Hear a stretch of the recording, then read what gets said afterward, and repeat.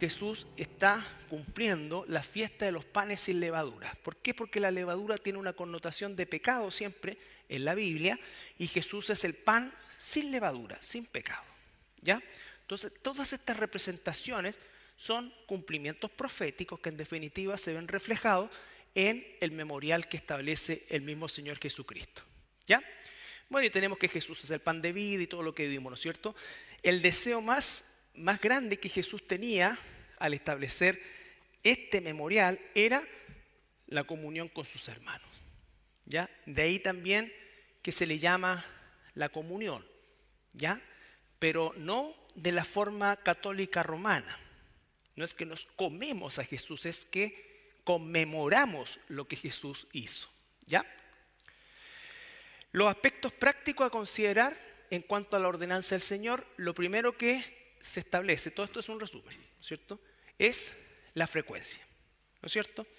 La frecuencia implica el hecho de que el mandato en sí implicaba un proceso que se repetía. La pregunta es, ¿cuántas veces o en qué circunstancia? ¿Ya? Entonces, por supuesto que hay mucho debate al respecto. Ahora, ¿cuál es la indicación bíblica? ¿Cuál es la indicación bíblica? En rigor no existe una indicación, como quien dice, taxativa de decir, efectivamente, tienen que hacerlo el primer día de la semana o el día domingo, ¿ya? Pero todo lo que nos indica la Escritura, de acuerdo a la historia de la Iglesia apostólica, y posteriormente vamos a ver algunos pasajes de lo que es la Iglesia primitiva, nos llevan al hecho de considerar que se hacía el primer día de la semana, que es el día que abrazaron los apóstoles, o a partir de los apóstoles, después de la resurrección de Jesús. Se reunían el primer día de la semana, ¿no es cierto?, y una serie de otros elementos. Ahora, Primera de Corintios, vamos a leer 11:26.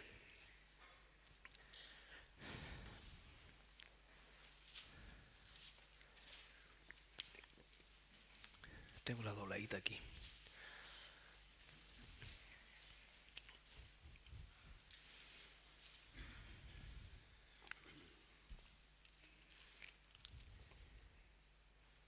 Así pues, todas las veces. Desde el versículo 25.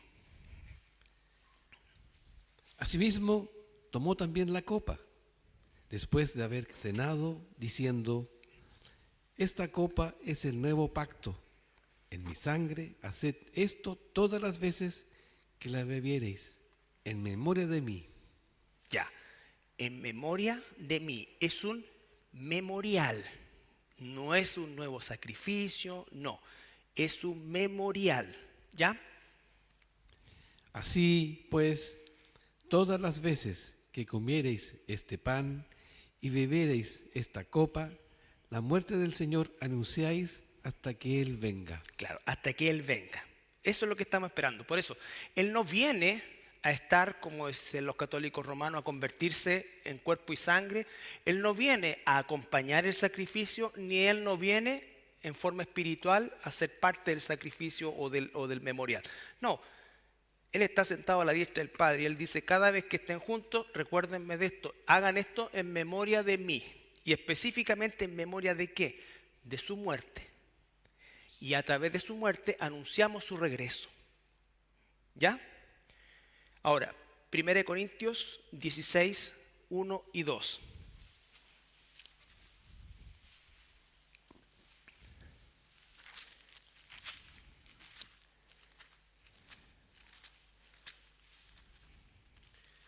En cuanto a la ofrenda para los santos, haced vosotros también de la manera que ordené en las iglesias de Galacia. Cada primer día de la semana, cada uno de vosotros ponga aparte algo, según haya prosperado, guardándolo, para que cuando yo llegue no se recojan entonces ofrendas. Aquí vemos un patrón de lo que hacía la iglesia, ¿no es cierto? Cada primer día de la semana, vale decir, cuando nos reunimos, ¿qué cosa? Que se tomen ofrendas, es decir, se tomaba la ofrenda una vez a la semana, ¿no es cierto? Ahora, Hechos 27. Recuerden, primer día de la semana en la semana judía es domingo. El sábado es el séptimo día para el judío, el domingo es el primer día. Nosotros tenemos una forma romana de medir el tiempo y la semana nuestra es romana, ¿ya? De hecho, los días de la semana son Luna, Marte, Mercurio, Júpiter, Venus, ¿ya? Entonces son nombres y es una característica romana. Los judíos no nombraban los días, los judíos decían primer día, segundo día y así, ¿no es cierto? Ok, Hechos 27. Perdón, algo está sucediendo.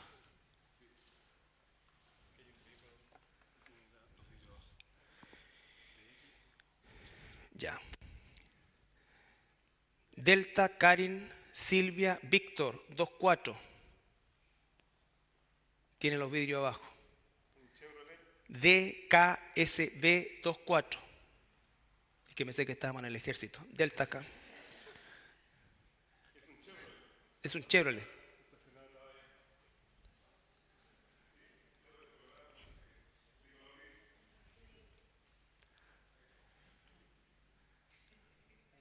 Ahí va. El joven de Lila.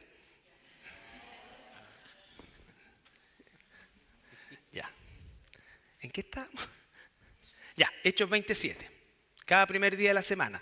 Entonces, ya vemos un orden. Cada primer día de la semana se tomaba la ofrenda. ¿Ya?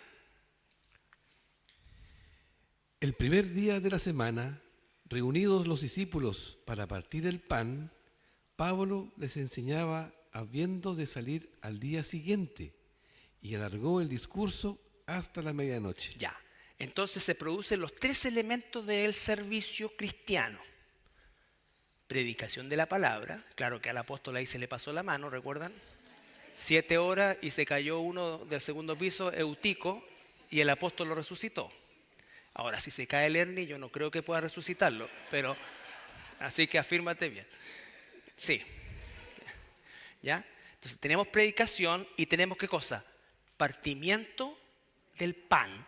Y si lo sumamos a lo que nos dice Corinto, tomaban la ofrenda. Por lo tanto, ahí tenemos elementos para nosotros tomar el día domingo como el día en que aprendemos la palabra, tenemos comunión, tomamos la ofrenda y partimos el pan.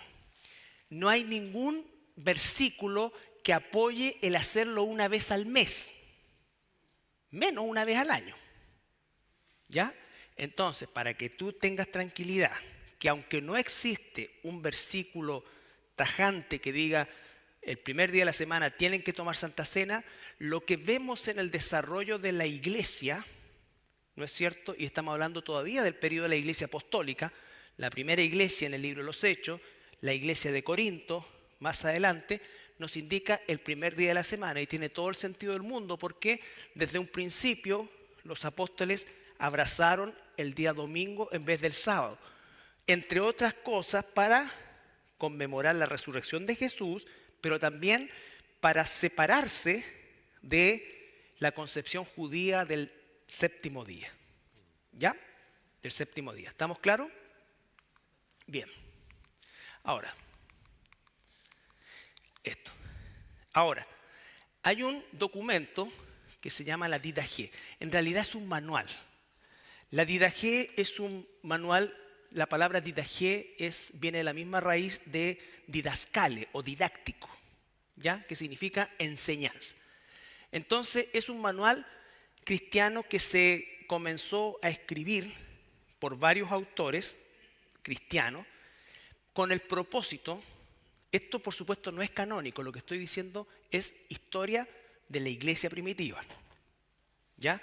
Cuando mueren los apóstoles, de hecho, cuando se empieza a escribir la Didaché, el apóstol Juan todavía estaba vivo, pero ya la iglesia apostólica había dado lugar al periodo que se llama la iglesia primitiva, que es post-apostólica. Ya la primera iglesia estaban los 12 apóstoles vivos, o los apóstoles vivos.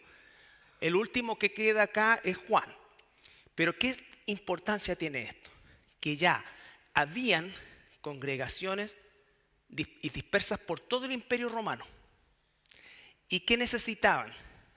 Una cierta estructura común para establecer justamente los elementos de un servicio, de un culto, de un estudio, de lo que fuera. ¿Ya? Y la Didaché enseña eso.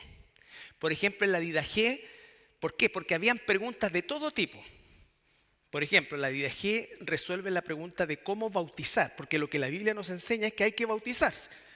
¿No es cierto? Nosotros tenemos claro el hecho de que bautismo significa inmersión, que Jesús lo hizo de esa manera, entonces tenemos de ahí.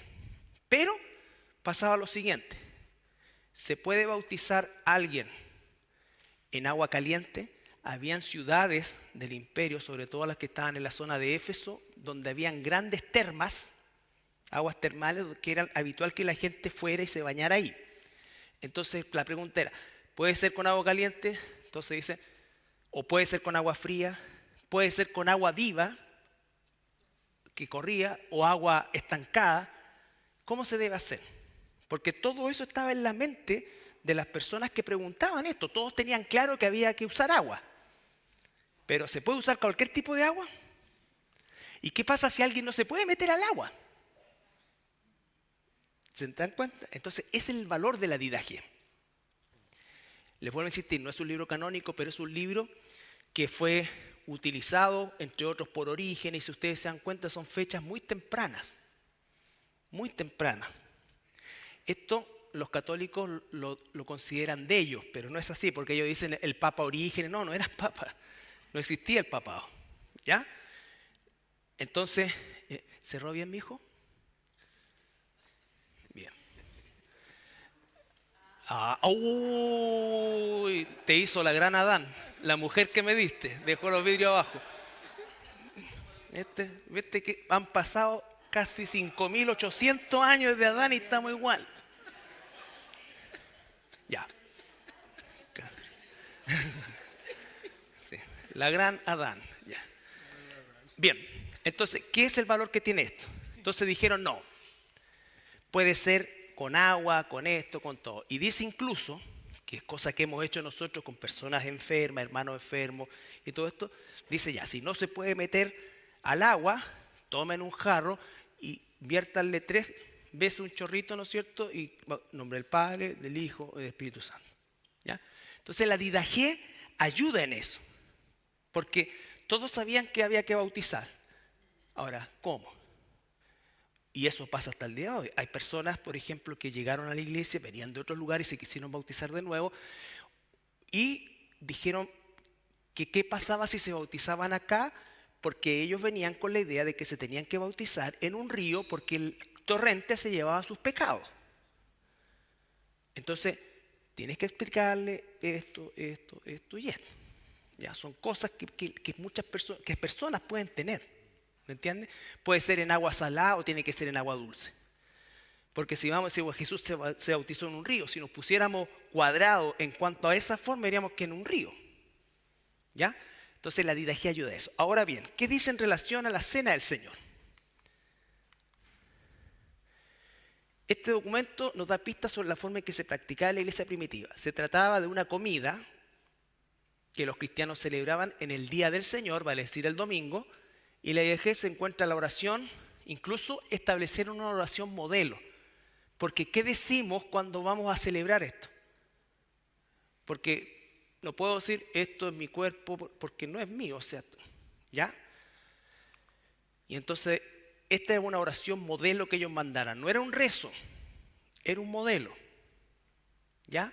Se podía usar o nosotros, por ejemplo, en la ceremonia matrimonial tenemos unos votos tipo que les ofrecemos a los novios por si no saben escribir, si él no es muy inspirado con la pluma, o no sé, cualquier cosa. Entonces algo más o menos que resuma todo eso. Y también porque a veces los primeros matrimonios los votos eran como y te prometo que cada vez que tú estés sola seré tu hombre. ¿Ya? No, entonces te prometo que nunca te echaré la culpa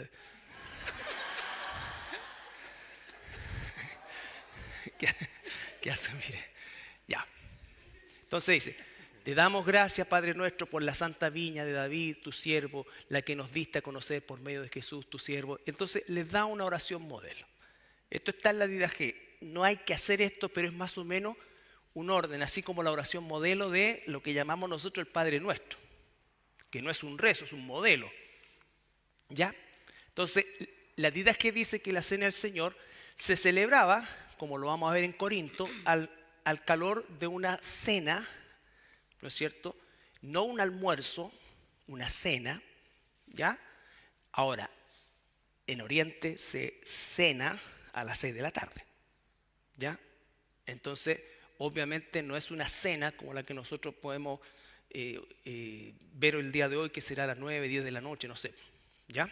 Entonces, todos estos argumentos bíblicos, extra bíblicos, pero históricos, apuntan al hecho de que cada vez o cada día domingo que se reunían a escuchar la palabra, a tener comunión, a tomar una ofrenda, a partir el pan. ¿Ya? Esa es la razón por la cual la hacemos como iglesia los días domingos. ¿Ya? ¿Está claro? Ok. Dígame. Sí. Claro, como creación de ellos.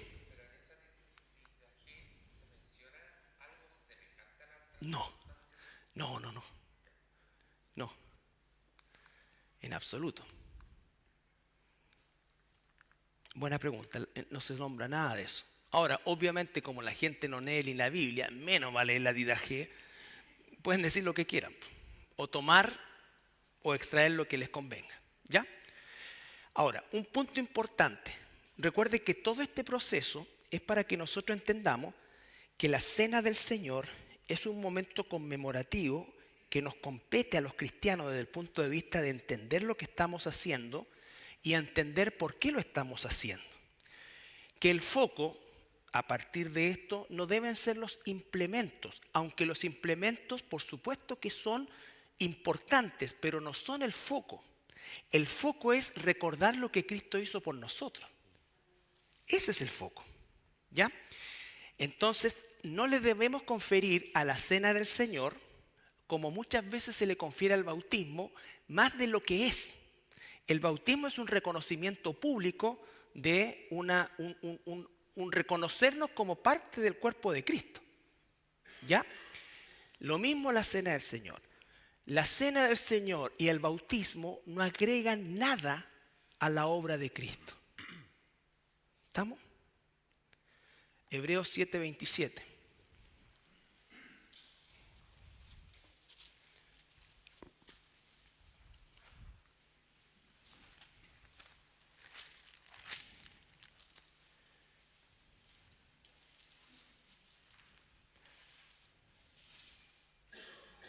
Desde el 26, 27. Porque tal sumo sacerdote nos convenía, santo, inocente, sin mancha, apartado de los pecadores y hecho más sublime que los cielos. Ese es Jesús, ¿no es cierto? Él tomó el rol de sumo sacerdote también, pero también fue el Cordero. Y también fue el propiciatorio, el lugar donde el sumo sacerdote sacrifica el Cordero. ¿Ya? Que no tiene necesidad cada día, como aquellos sumos sacerdotes, de ofrecer primero sacrificios por sus propios pecados y luego por los del pueblo, porque esto lo hizo una vez para siempre, ofreciéndose a sí mismo. Ya. Entonces, lo hizo una vez y para siempre. No es una blasfemia pretender repetir el sacrificio o hacer partícipe pasivo a Cristo del sacrificio, como en el caso de la convicción luterana. No hacemos partícipe a Cristo de eso. Nosotros nos hacemos partícipe a través de una conmemoración, como nos hacemos partícipe de forma simbólica con su muerte y su resurrección en el bautismo. pero no repite Jesús el bautismo con nosotros. ¿Se entiende? Entonces eso es importante, no se agrega nada a esto. Pregunta, ¿el ladrón que murió en la cruz y que el Señor Jesús salvó, se bautizó? No. ¿Tomó Santa Cena? No, la estaba viendo ahí mismo. No tomó Santa Cena. Entonces, no son elementos de la salvación, son elementos que afirman nuestra fe y nos ayudan, en el caso de la Cena del Señor, que repetimos, es recordar conmemorativamente. ¿Por qué? Porque nuestra tendencia es a olvidar. Capítulo 10.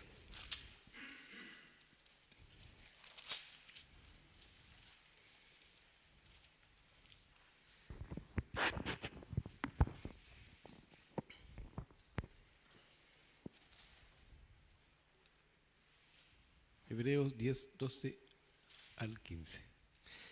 Pero Cristo, habiendo ofrecido una vez para siempre un solo sacrificio por los pecados, se ha sentado a la diestra de Dios. Pausa. Entonces eso inmediatamente destruye cualquier concepto católico romano o de presencia acompañando o espiritual el memorial. Dice, ofreció una vez para siempre el sacrificio y se ha sentado a la diestra de Dios. Ahí está todavía nuestro Señor Jesús, sentado a la diestra del Padre. No baja ni a convertirse, ni a participar, ni a acompañar, ni nada. ¿Ya? De ahí en adelante, esperando hasta que sus enemigos sean puestos por estrado de sus pies. Entonces Él está sentado, ¿qué cosa? Esperando.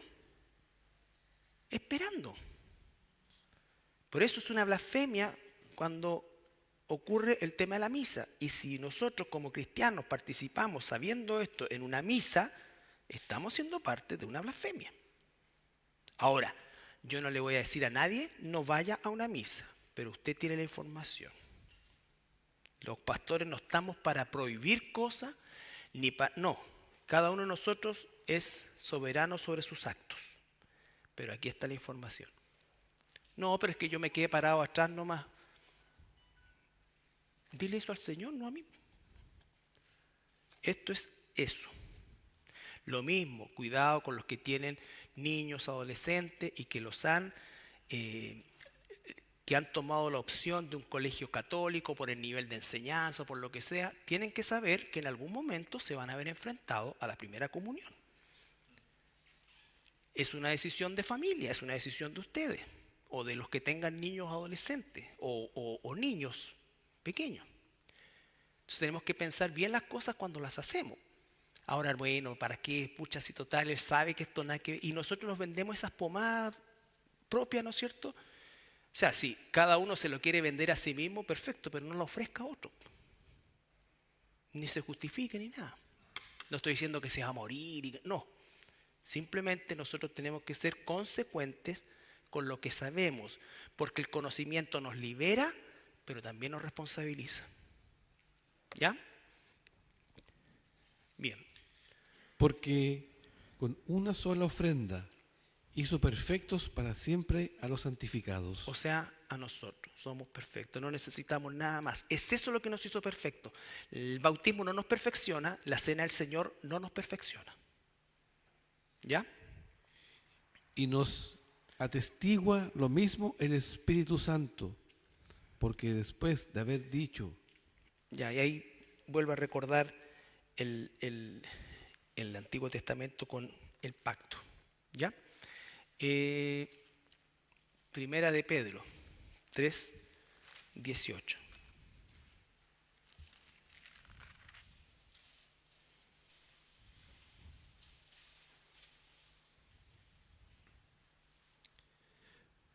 Porque también Cristo padeció una sola vez por los pecados, el justo por los injustos, para llevarnos a Dios, siendo a la verdad muerto en la carne, pero vivificado en espíritu. Ya. Entonces, los tres elementos implican que Jesús hizo un sacrificio una vez suficiente, ¿no es cierto? Y, por lo tanto, la cena del Señor es un memorial que no agrega nada a la salvación, porque la obra expiatoria no viene de tomar o no tomar la cena del Señor, ¿ya? Porque somos salvos, entendemos lo que eso significa y lo hacemos, pero no es un elemento que agrega algo ni a nuestra santificación, ni a nuestra salvación, ni a nada, lo mismo que el bautismo, ¿se entiende? Eso es para darle la justa medida de lo que es el memorial, ¿ya? Lo que es el memorial. ¿Se entiende? Bueno, en cuanto a los implementos, bueno, podemos revisar los capítulos 25, 26, 27 de Éxodo y lo que dice el Señor, ¿no es cierto? El pan y el vino. El pan y el vino. Ya explicamos que es el oinos, que significa vino con grado alcohólico, ¿ya? Y la palabra copa se tradujo copa, pero en realidad es la palabra poterión, porque es difícil que en el nivel económico de los discípulos y del Señor existiera una copa, porque no habían copas de vidrio como hay hoy día o de cristal, ¿no es cierto? Lo que habían eran copas metálicas que normalmente eran de bronce o de plata, o el poterión, que era un pote cerámico donde se tomaba, ¿ya? Entonces, solamente como información, pero tampoco está mal que digamos la copa y todo, porque al final... Pero quiero que sepan también que ese concepto copa viene de los reformados, que los reformados cambiaron cáliz por copa, porque ellos no dijeron cáliz. Entonces, ¿qué dijeron? Copa, ¿ya? Porque el cáliz es una copa metálica, es una copa metálica, eso es en latín, y eso es propio de el ritual romano. Entonces cambiaron los reformados a copa, como tal. Pero la palabra original es poterión. Y el poterión es una especie de vasija un poco más profundo de lo normal, de greda, donde se tomaba habitualmente agua o vino. ¿Ya? Los romanos tenían, por ejemplo, vasos de cuero. Vasos de cuero. De esos que se juegan como al cacho, parecido a eso. ¿Ya? Bien. ¿Alguna duda con esto? Ya. Entonces, vamos a analizar 1 Corintios, capítulo 11, del versículo 17 al 34. ¿Qué pasaba en Corinto? ¿Qué pasaba en Corinto? Y vamos a leer un pasaje extenso del 17 al 34.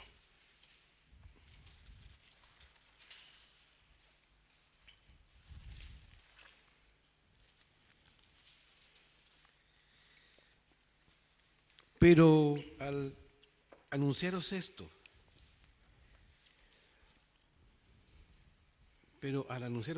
que sigue, no os alabo porque no os congregáis para lo mejor, sino para lo peor. Pues en primer lugar, cuando os reunís como iglesia, oigo que hay entre vosotros divisiones, y en parte lo creo, porque es preciso que entre vosotros haya disensiones para que se hagan manifiestos entre vosotros lo que son aprobados. Ya. Entonces, lo primero que está diciendo, lo que les voy a decir a continuación, voy a parafrasear, ¿no es cierto? Por supuesto que no es digno de aprobación. Porque oigo que cuando ustedes se reúnen, y entendemos que es el domingo, ¿no es cierto?, se congregan no para lo mejor, sino para lo peor. Porque hay, ¿qué cosa? Entre ustedes divisiones. Entonces dice, bueno, las divisiones van a existir porque de alguna manera el Señor va a separar el trigo de la cizaña. Aunque al final de los tiempos también lo va a hacer, pero durante un ciclo de una iglesia o de las iglesias va a existir un proceso también de trigo y cizaña y toda iglesia lo ha vivido. ¿Ya? Sí. Cuando pues os reunís vosotros, esto no es comer la cena del Señor. Ya, aquí viene entonces. Entonces dice, les empieza a llamar la atención. Primero que nada, se reúnen para comer, pero también para conmemorar a través de la cena del Señor. Dice, esto que hacen ustedes no es la cena del Señor, aunque digan que es la cena del Señor. Porque al comer, cada uno se adelanta a tomar su propia cena, y uno tiene hambre y otro se embriaga. Pues, ¿qué? ¿No tenéis casas en que comáis o bebáis? ¿O menospreciáis la iglesia de Dios y avergonzáis a los que no tienen nada? ¿Qué os diré? ¿Os alabaré? En esto no os alabo. Entonces, este primer antecedente para que nosotros podamos poner el contexto directo de lo que Pablo más adelante va a decir, tomar la cena indignamente. ¿Se entiende? En el mismo capítulo, en la misma porción, vamos a encontrar eso. Por lo tanto, ¿qué es tomar la cena indignamente? En el contexto directo de este pasaje es la forma en que estaban llevando adelante una reunión, en la cual dice, en primer lugar, hay divisiones entre ustedes. En segundo lugar, se juntan y algunos se empiezan a comer lo que trajeron para compartir rápidamente. Se burlan de otros que a lo mejor trajeron algo poco, ¿ya? Entonces se dan cuenta el clima, eso era lo indigno. El clima, ¿por qué? Porque el Señor lo que quiere es que haya unidad entre nosotros, que el estar juntos y compartir la cena del Señor, estemos unidos en un mismo sentir, porque a todos nos salvó la misma sangre, nos dio el Señor su mismo cuerpo y todos somos salvos por gracia. Entonces recuerden que en esta época, en el Imperio Romano, no existía la clase media, ¿ya? Aquí está por desaparecer también, pero ahí no existía. Estaban los libres, que eran normalmente personas pudientes o de la, ¿cómo se llama? No la realeza, es la aristocracia, ¿ya? Y los esclavos. ¿Entiendes? Entonces comenzaba una división entre eso. Y los historiadores dicen que una de las cosas que ocurría era que se juntaban a comer y las familias llevaban sus cosas y la idea era que todos compartieran. Entonces el que era a lo mejor aristocrático llevaba un bife chorizo y este otro que estaba al lado de él, que era un esclavo, llevaba una paloma o llevaba un pan. Entonces te dice, churro, no va a compartir ese y empezaba a comer rápido, se apuraba a comer lo suyo. Entonces, eso, hermanos, es lo que se producía. Y al final de todo esto, partían el pan recordando la muerte de Cristo, después que se habían agarrado, después que se habían emborrachado. Entonces, no es así. No es así, ¿ya? Por eso es que los corintios contribuyeron a que no nos juntáramos nunca más a comer y a celebrar la cena del Señor. Pero originalmente era así, ¿ya? Entendiendo que eran congregaciones más pequeñas, ¿no es cierto? Y todo lo demás. Pero el propósito de tener esa ágape, que era la forma que se le llamaba esa cena, era compartir, ser uno, ¿ya? Ahora, Pablo, del 23 al 26, va a recordar el sentido de la Santa Cena y a recordar otra vez en qué consistía.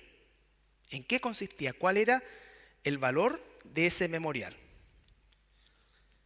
Porque yo recibí del Señor lo que también os he enseñado, que el Señor Jesús, la noche que fue entregado, tomó pan, y habiendo dado gracias, lo partió, y dijo, tomad, comed, esto es mi cuerpo que por vosotros es partido. Haced esto en memoria de mí. Esto en memoria de mí. No vuelvan a repetir el sacrificio, no. Esto es en memoria de mí. ¿Ya? Asimismo tomó también la copa, después de haber cenado, diciendo, esta copa es el nuevo pacto en mi sangre. Haced esto todas las veces que la bebiereis en memoria de mí. Así pues, todas las veces que comiereis este pan y bebiereis esta copa, la muerte del Señor anunciáis hasta que Él venga. Ya. Esta parte también es importante porque el versículo 26 dice, así pues, todas las veces que comieres este pan. ¿Cuál pan? El que se apartaba para conmemorar la muerte de Cristo. De lo que había, ¿no es cierto? Se apartaba un pan para compartirlo solamente en el momento de la conmemoración. Y había una copa que se apartaba para ese momento también. ¿Ya? No que son cosas sacras en sí, no son cosas sagradas. La palabra santo significa apartado. Es decir, de todos estos vasos los podemos ocupar para tomar bebida, lo que sea, pero este lo vamos a dejar solamente para el momento en que vamos a tomar la cena del Señor, que era el principio de lo que está en el Éxodo, ¿no es cierto? Los utensilios del templo no es que fueran especiales en sí, sino que se apartaban para una función en particular. ¿Se entiende? Por eso es que el día domingo, el pancito que sobra se descarta, porque el propósito con el cual se horneó, ¿no es cierto?, por las hermanas, es conmemorar. Por eso es que no debemos fomentar dárselo a los niños como una especie de snack, ni que prueben, ni que esto no. No son elementos sacros, pero debemos guardar el debido respeto de que eso está apartado para hacer eso, específicamente eso. ¿Se entiende? Ahora, ¿por qué no son elementos sacros? Supongamos que se apartaron esos panes para la cena del Señor y sobró uno. Y llega una persona hambrienta, ¿no es cierto? Y no tenemos nada que darle. Supongamos que llega un extremo, ¿ya? No tenemos nada que darle, no está esto. Entonces, ¿qué hacemos? Bueno, le damos el pan. ¿Por qué? Porque estaba apartado para eso, pero hay otra necesidad que sí se puede cubrir, porque esto tiene que ser, hermanos, con ese nivel de entendimiento. Es cuando Jesús dice, ¿por qué comen espigas el día de reposo? O el mismo rey David, cuando llegó hambriado, se comió los panes de la proposición. Entonces, todas esas cosas, porque si no le imprimimos al pan algo que no es. Simplemente digo esto, lo vamos a dejar para celebrar la cena del Señor. Es como cuando tú, por ejemplo, ahorras una plata para algo, lo tienes ahí. Pero supongamos que tienes una urgencia, una necesidad terrible y dices, no, es que no puedo ocupar esa plata. No, tienes que ocuparla. Tienes que ocuparla. Y pierde el propósito porque hay algo mayor. ¿Se entiende? ¿Se entiende? Ya, porque no quiero que rasguemos vestidura. Porque vuelvo a insistir, le damos mucha importancia a veces a los elementos que la tienen. Pero la importancia es que recordamos la muerte de Cristo. ¿Ya? La muerte de Cristo. Por eso por eso Pablo dice, todas las veces que comieres este pan, no dice todas las veces que comieres pan, porque si no yo habría celebrado Santa Cena con dobladita. No. Este pan que el primer día de la semana se aparta para, ahí está, ¿no es cierto? Entonces por eso es que queremos darle la connotación, la importancia que tiene, no, digamos, tampoco haciendo que sea como cualquier cosa.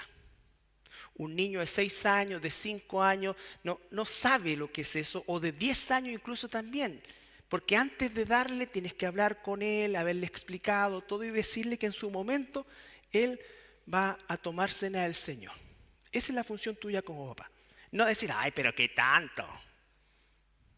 Porque si no, yo, como tenía mi papá, cuando nos sentábamos a la mesa, todos nosotros los hijos de él, uno trataba de sentarse siempre lo más lejos posible, pero yo no sé si tenía una mano de goma, pero siempre llegaba, cada vez que hacíamos una tontera. Entonces, como de ahí del púlpito igual, porque, ay, pero ¿cómo tanto? Esas actitudes, hermano, por favor. Ahora, si tú la ves al lado tuyo, amorosamente tienes que decirle, hermano, hermana, tratar de decirle las cosas. Pero no dejar pasar, ni peor aún salir después de, oye, mira, viste lo que hice. No, porque eso no es un acto de amor. Entonces tenemos que ayudar en esto. Esto lo estamos aprendiendo para ayudarnos unos a otros en esto. Por eso es que tratamos de en ese momento no tener ninguna otra distracción, tratar de guardar silencio, ponernos, no tanto como decir a cuentas con el Señor, pero sí entender, discernir lo que estamos recordando. Discernir lo que estamos recordando. Entenderlo en la medida de nuestra limitación, pero en el máximo que podamos, lo que significa que el creador del universo se hizo hombre, murió por mí, y gracias a esa muerte yo soy perdonado. Soy perdonado. Y ya no estoy condenado. Y entonces en ese contexto, por supuesto que si tengo un pecado, si tengo esto, tengo que querer de todo corazón terminar con eso. Ese es el sentido de esto. Entonces cuando hablamos de tomar digna o indignamente, no se impide que pongamos cara de esto ni que no tengamos ningún pecado, no, porque efectivamente nosotros somos pecadores. O sea, en rigor ninguno de nosotros, salvo por la sangre de Cristo que nos limpia de pecado, somos dignos de participar de la cena del Señor. ¿Ya? Bien, sigamos. Versículo 27.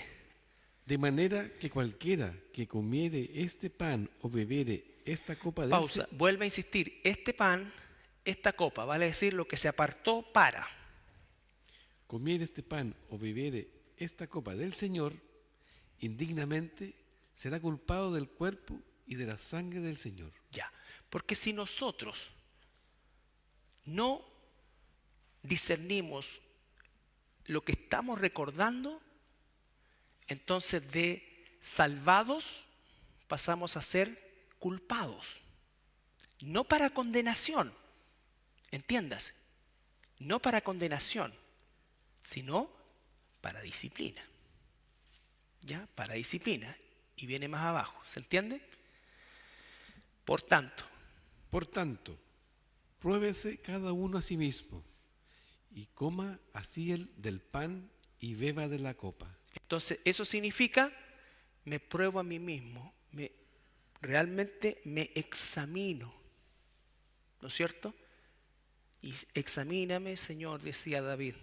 Entonces nosotros nos examinamos, si hay pecado en nosotros, entonces pedir perdón al Señor y realmente el deseo de cambiar, de volvernos a Él, de cambiar. Porque el que come y bebe indignamente, sin discernir el cuerpo del Señor, juicio come y bebe para sí. Ya, entonces aquí viene cuando dice culpado, versículo 30. Por lo cual hay muchos enfermos y debilitados entre vosotros, y muchos duermen. Recuerden que la palabra dormir se aplica a los cristianos, ¿no es cierto? En el sentido de morir. Pero había una disciplina del Señor por la indignidad con que estaban tomando la cena del Señor. Entonces, nosotros debemos probarnos a nosotros mismos en el sentido de no dejar de dimensionar lo que Cristo hizo por nosotros. ¿Ya? Eso, hermano, es tan importante porque tendemos a olvidarlo. Hay gente que se siente deprimida, desolada, que nadie ha hecho nada por ellos, y se olvida lo que Cristo hizo por mí. Aunque nadie en el mundo hiciera algo por nosotros, con lo que hizo Cristo es más que suficiente. Más que suficiente. Y tenemos que recordarlo. Y por eso es que tenemos que recordar, porque nuestra tendencia va a ser siempre a olvidar. Si pues nos examinásemos a nosotros mismos, no seríamos juzgados. Mas, siendo juzgados, somos castigados por el Señor para que no seamos condenados con el mundo. Así que, hermanos míos, cuando os reunís a comer, esperaos unos a otros. Entonces vuelve al punto de partida, ¿no es cierto? Partió diciéndole que no se esperan, que se apuran, que se comen primero las cosas, todo. Entonces no, espérense, porque el propósito no es la cena, el propósito es la comunión. La cena es el pretexto. La comunión y el compartir y partir junto el pan que separamos para el memorial debe ser la culminación de esa comunión. Si alguno tuviere hambre, coma en su casa, para que no os reunáis para juicio. Las demás cosas las pondré en orden cuando yo fuere. Ya. Entonces, 1 Corintios 11, bueno, toda la carta de Corinto es una carta en la cual el apóstol responde muchas interrogantes a los corintios, pero también es una carta completamente correctiva. Por eso es que es un error tan grande, ¿no es cierto?, tomar el don de lenguas a partir de lo que pasa en Corinto, porque lo que pasaba en Corinto es justamente lo que no debiera pasar en ninguna iglesia, que hubiera gente hablando como loco, que no se le entendiera nada, que hubiera confusión, que si pasa alguien por afuera creería que esto es una sucursal del manicomio. No debiera suceder eso. Eso es lo que está diciendo Pablo, eso no debe ser así. Si alguno tiene eso, tiene que haber alguien que traduzca eso, pero no esa traducción chanta de que el Señor dice que todos tienen que arrepentirse. No necesitamos que alguien haga un show mediático para saber que tenemos que arrepentirnos. ¿No es cierto? No se trata de eso. Dice, y si va a hablar algo, dése cuenta bien si va a ser de edificación o va a ser de destrucción. Y si no, cállese. Cállese. En la iglesia hable 3 o 4 palabras que la gente pueda entender y beneficiarse de ellas, y no 50.000 que nadie entiende. Bueno, se hace esas cosas hoy día y se considera que es el Espíritu Santo.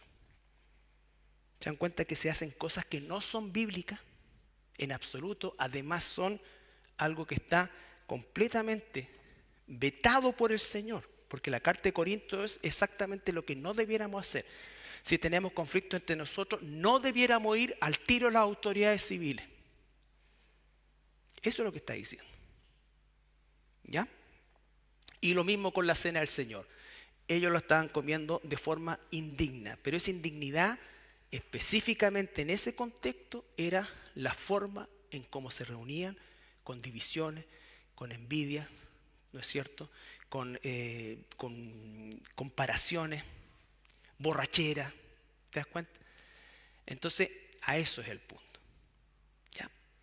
¿Se entiende? ¿Se entendió?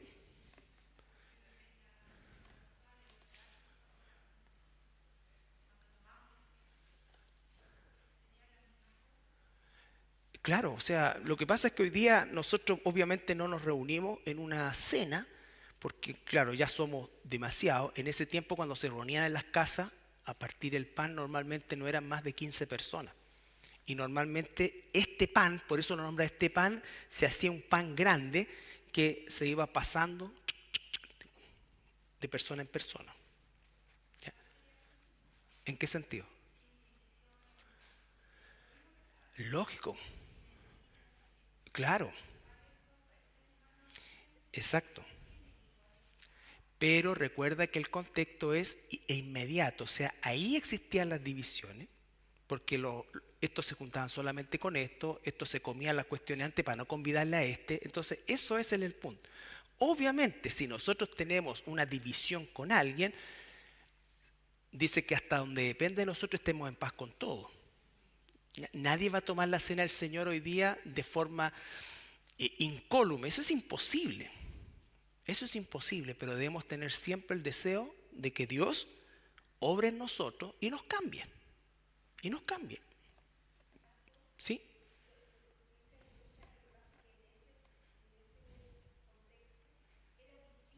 Claro. Claro.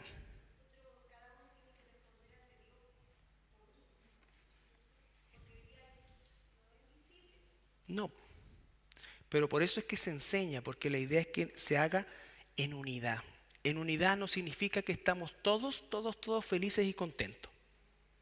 No, significa que estamos todos en un mismo sentir y que el Espíritu Santo va transformando nuestra vida.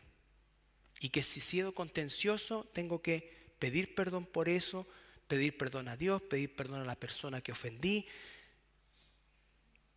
Pero no puedo estar tomando la Santa Cena, Señor, yo tomo esta Santa Cena y por favor, remece el corazón de mi hermano, que me venga a pedir perdón para que sane esta situación.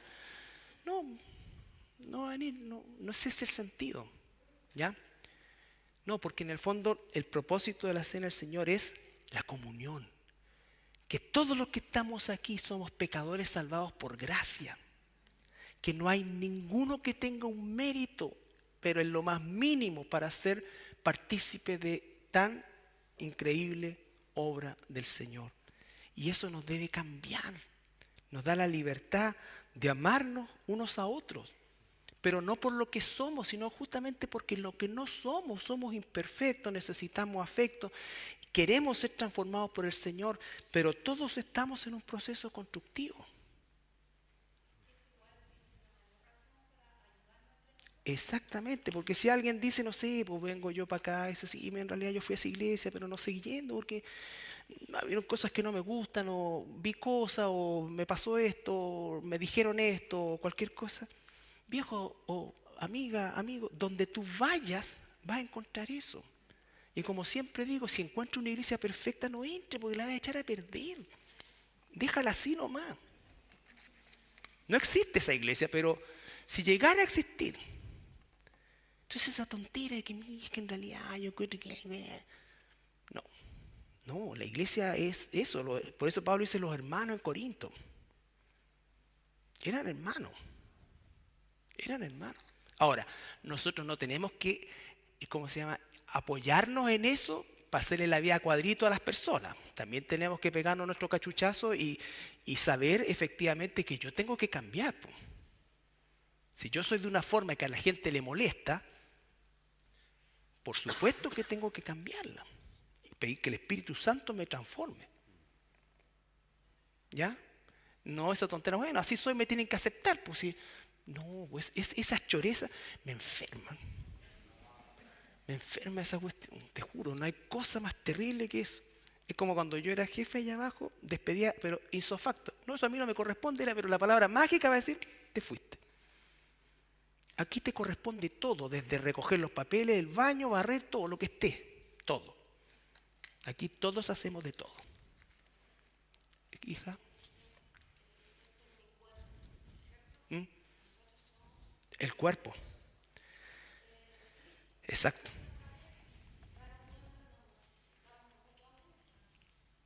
Así es.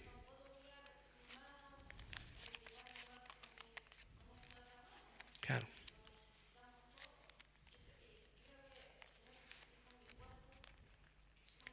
Exactamente. Porque acá es muy bueno lo que tú dices, porque acá en la cena del Señor, más que el cuerpo físico de Jesús que ya fue crucificado, se está refiriendo también al cuerpo de la iglesia. Porque el problema no era con el cuerpo físico de Jesús, era con el cuerpo que es la iglesia. Ahí nos esperaban, ahí tenían problemas, ahí se peleaban. Exactamente. Y tenemos que hacer que el Espíritu Santo nos dé la fuerza, por eso dice, solícito en guardar la unidad. Siempre la unidad es importantísima. Importantísima. Ok. Entonces la próxima semana vamos a empezar con el discipulado. ¿Qué es el discipulado? ¿Ya? Como ordenanza también, perdón, como prácticas de la iglesia. Vimos el bautismo, vimos la cena del Señor, que son prácticas, pero además son ordenanzas. Y no hay más ordenanza. ¿Ya? De ahí para adelante vienen las prácticas y la primera de ellas es el discipulado. ¿Ok?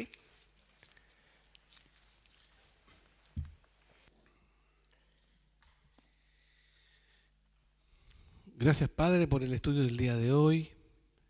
Ciertamente, esta enseñanza, Padre, te pedimos que tú la guardes en nuestra mente y nuestro corazón, que tú nos examines, Señor, que podamos, Señor, discernir y ciertamente, primeramente, pedirte perdón por las tantas veces que hemos hecho el memorial, Padre, indignamente, faltándote el respeto, Padre, y no valorando la obra de Cristo.